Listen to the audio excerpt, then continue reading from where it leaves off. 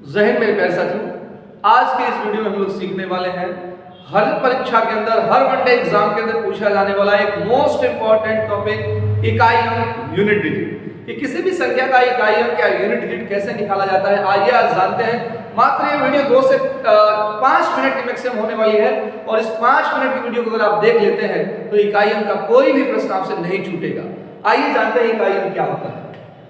देखिए दोस्त, किसी भी संख्या का अगर इकाई अंक की हम बात करें, जैसे मान लीजिए एक एग्जांपल लिया हमने आपके सामने बात, और हमने आपसे पूछा जी इसमें अब इसका इकाई अंक बताइए। इसका इकाई अंक क्या होगा? सबसे आखिरी अंक। सब कोई जानता है कि सबसे आखिरी अंक जो होता है इकाई, और उसके बाद से होता है दहाई। मान लीजिए हमने एक संख्या लिखा 2, 3, 5 और 6। मैंने आपसे पूछा जी इसका इकाई अंक क्या होगा, तो सब कोई जानता है कि सबसे आखिरी अंक इकाई अंक होता है, उसके बाद से दहाई, फिर सैकड़ा, फिर हजार आता है। लेकिन हमारी परीक्षाओं के अंदर जो सवाल पूछे जाते हैं इकाई अंक के, वो किस प्रकार से आते हैं? तो हमारी परीक्षाओं के अंदर इकाई अंक के जो सवाल आएंगे वो आएंगे 2356 लिख देगा और इसके पास पावर लिख देगा इस प्रकार से 503। और इस तरीके से आपके सवाल के अंदर एग्जाम के अंदर आएंगे और पूछा जाएगा इसका इकाई अंक क्या होगा। तो दोस्त, जब भी इस तरीके का सवाल कभी आपके सामने हो और इकाई अंक आपको ज्ञात करना हो, तो हमारा एक छोटा सा रूल आपको दिमाग में रखना है। जब भी इकाई अंक निकालना है तो दिए गए घातांक में 4 से भाग लगाएंगे। किससे भाग लगाना है? 4 से। और 4 से भाग लगाने के बाद जो शेषफल बचेगा उसके आधार पर हम इकाई अंक की गणना कर लेंगे।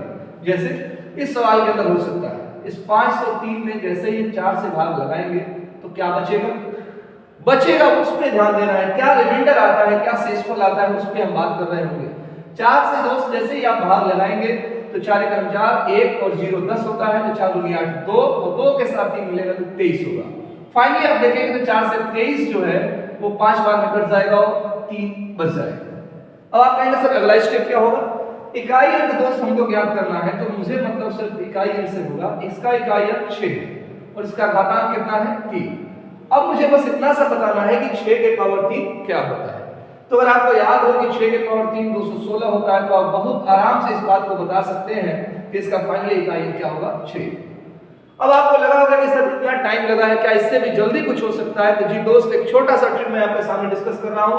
हमेशा इस बात को याद रखिएगा, अगर किसी संख्या का इकाई अंक 0, 1, 5 और 6 हो और इसका घातांक चाहे कुछ भी हो जाए, 1 लाख, 1 करोड़, 1 अरब, कुछ भी हो जाए, अगर उसका इकाई अंक पूछेगा तो अगर लास्ट में 0 है तो उसका इकाई अंक 0 ही होने वाला है। अगर 1 है तो उसका इकाई अंक 1 और 5 है तो 5 और 6 हो तो 6। बाकी संख्याओं का क्या होता है? तो बाकी संख्याएं जो भी आएंगी उसमें आप 4 से इस तरीके से भाग लगा करके और इकाई अंक बड़े आराम से निकाल सकते हैं। मैं आशा करता हूं कि ये चीजें आपको समझ में आई होंगी। आइए एक और एग्जांपल लेकर समझते हैं ताकि और अच्छे तरीके से आपका ये कांसेप्ट क्लियर हो जाए।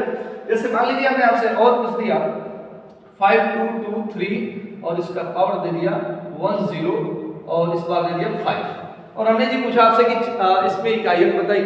क्या करना होगा? दिए गए घातांक में कुछ भी नहीं करना है, इनमें से संख्याएं तो है नहीं, 4 से भाग लगाएंगे और 4 से जैसे ही आप भाग लगाएंगे तो क्या बच जाएगा दोस्त? 1 बचेगा।